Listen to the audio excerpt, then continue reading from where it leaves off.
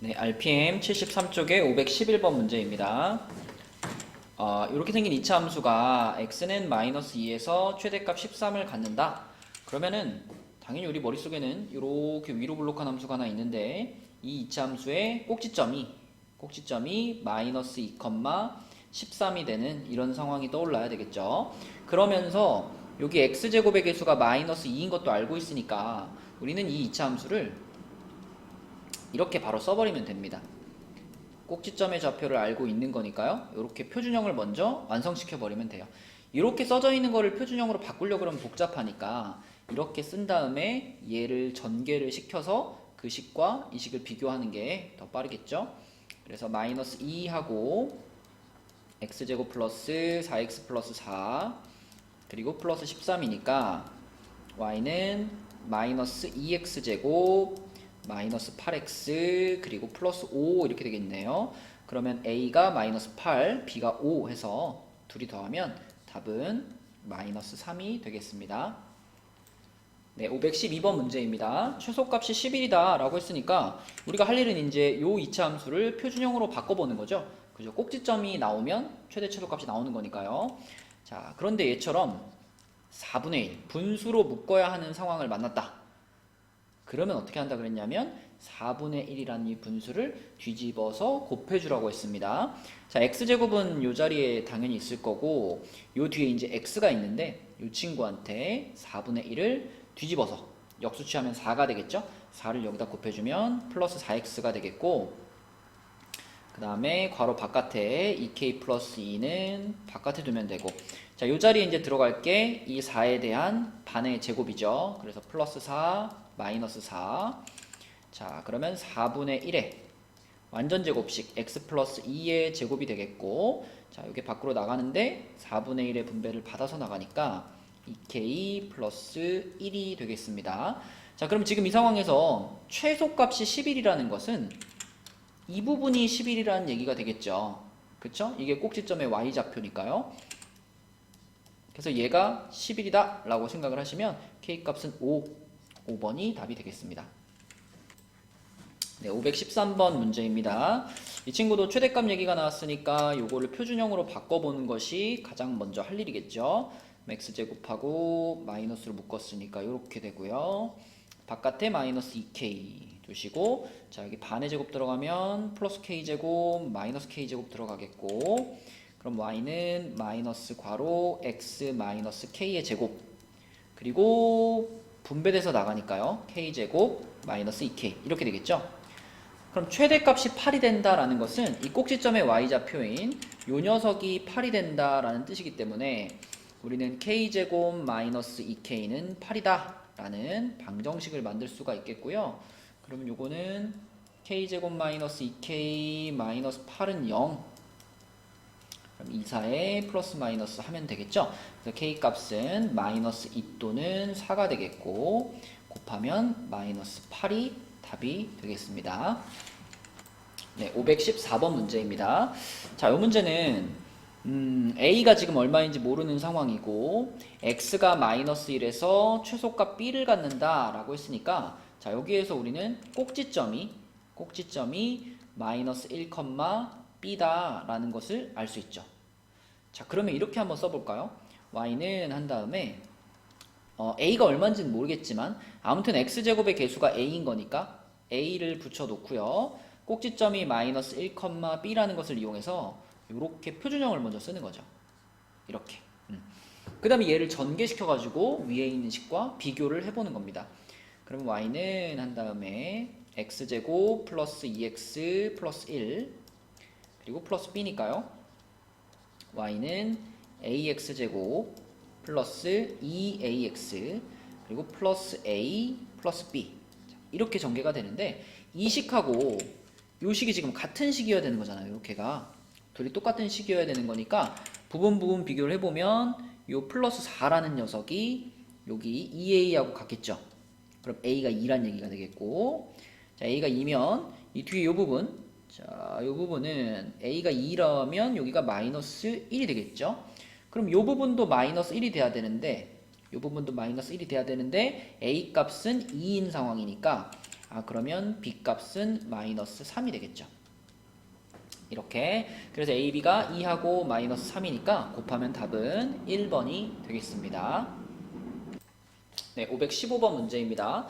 이차 함수 요것의 그래프의 추계 방정식이 x는 마이너스 3이고 최대값이 6이다. 이게 조금 돌려서 말했지만 결국 추계 방정식 말해줬고 최대값을 말해줬으니까요. 이 두 가지를 합치면 우리는 이 이차 함수의 꼭지점의 좌표가 마이너스 3,6이다. 이렇게 알게 되는 겁니다. 자, 그러면서 여기 지금 x제곱의 개수가 마이너스 3분의 1인 것도 보이기 때문에 자, 표준형으로 출발을 해주시면 되겠죠. 3분의 1 하고 x 플러스 3의 제곱 그리고 플러스 6 이런 함수예요. 그럼 얘를 전개시켜서 a, b를 찾으시면 되겠습니다. 자, 그러면 마이너스 3분의 1 붙여놓고 x제곱 플러스 6x 플러스 9 그리고 플러스 6이니까요. 전개를 시키면은 마이너스 3분의 1에 x제곱 마이너스 2x 자, 마이너스 3에 플러스 6이니까 이렇게 되겠네요. 그쵸?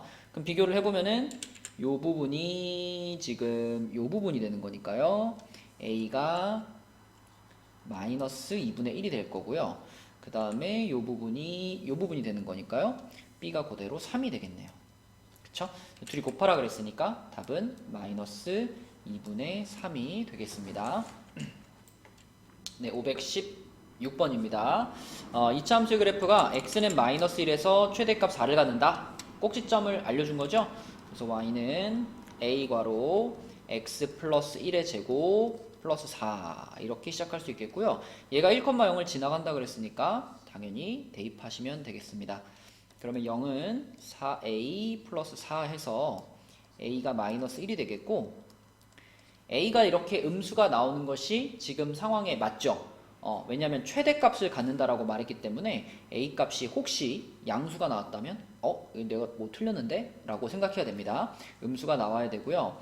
그러면 a가 마이너스 1이니까 자, 문제에서 말한 그럼 fx라는 식이 자, 마이너스 x 플러스 1의 제곱 플러스 4가 된 거고요. 거기서 3을 집어넣어라 라고 했으니까 마이너스 12가 답이 되겠습니다. 네, 517번 문제입니다.